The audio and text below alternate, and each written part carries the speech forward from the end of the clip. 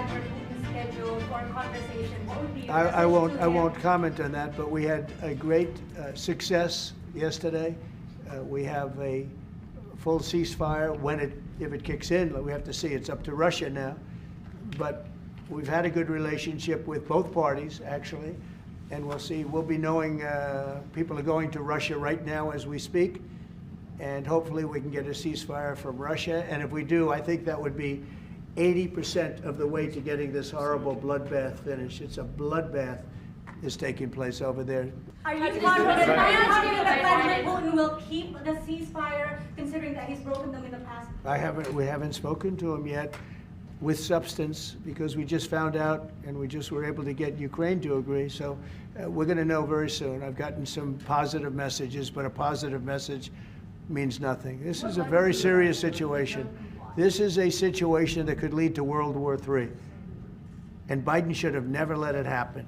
Yeah. Is there anything you can do in terms of pressuring Russia or in terms of sanctions? Or what can you? I hope it's not going to be necessary. Sure, we can pressure. We can do that with Russia. Remember this, Russia took Georgia from Bush, right? They took Crimea from a man named Obama, Barack Hussein Obama, right? They're trying to take the whole thing from Biden. They're going for the whole ball of wax. Who was the only one that never took anything from? Trump. Difficult party. You were here a week ago when some interesting. There are things you could do that wouldn't be pleasant in a financial sense. I can do things financially that would be very bad for Russia. I don't want to do that because I want to get peace. I want to see peace, and we'll see. But in a financial sense, yeah, we could do things very bad for Russia. It would be devastating for Russia, but I don't want to do that because I want to see peace. And we're getting close to maybe getting something done. We've got Ukraine done, and as you know, I've always said that Ukraine might have been the more difficult party. You were here a week ago when some interesting things happened. I had somebody that didn't seem to want peace. Now he's agreed to peace. So we'll see what happens. I want to know your assessment. When you take this deal. I have no assessment, and I don't go by chances. I think it makes sense for Russia. A lot of downside for Russia, too.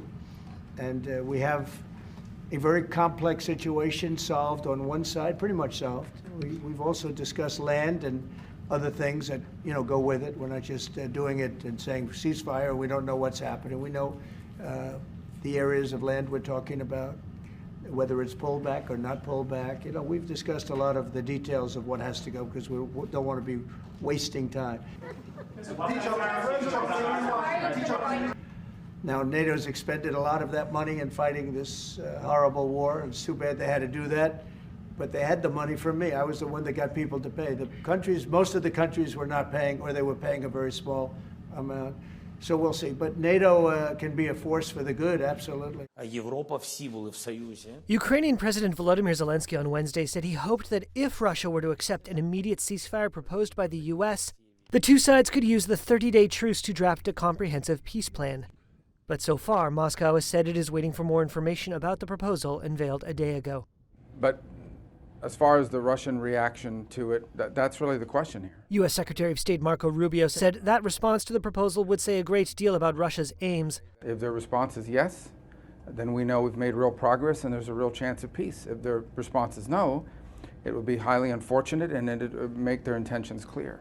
Rubio announced the outlines of the proposal a day ago after more than 8 hours of discussions with Ukrainian officials in Saudi Arabia. Russian President Vladimir Putin has repeatedly said a short-term truce is not the way to end the war. Ukraine has also long said it rejected a short-term ceasefire unless it included the withdrawal of Russian forces from territory seized, warning that Moscow could use a lull in the fighting to reposition its troops for future offensives.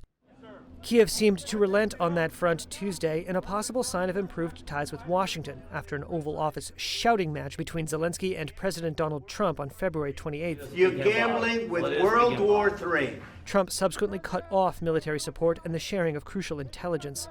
But on Wednesday, he sounded a positive note with reporters. We have to see. It's up to Russia now. But we've had a good relationship with both parties, actually. And his administration said military aid and intelligence sharing with Kiev had resumed. Ukrainian troops this week appeared on the point of losing their hard-won foothold inside Russia's Kursk region. Russia's unprovoked invasion of Ukraine in early 2022 has left hundreds of thousands of dead and injured, displaced millions of people, reduced towns to rubble, and triggered the biggest confrontation between Moscow and the West in 6 decades.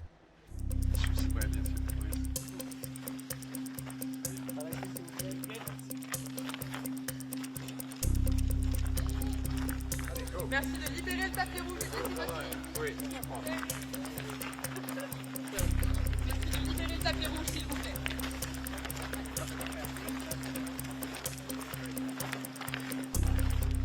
Commissaire, évidemment, pour les questions de défense spatiale, on parle de la capacitaire, sur la main.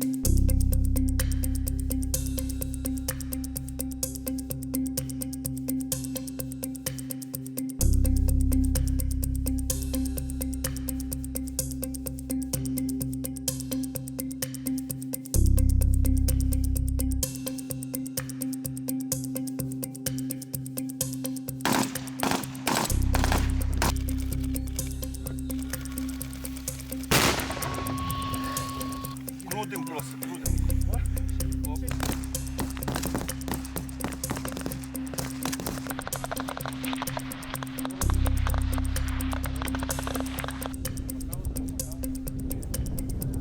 Подивитись. Так.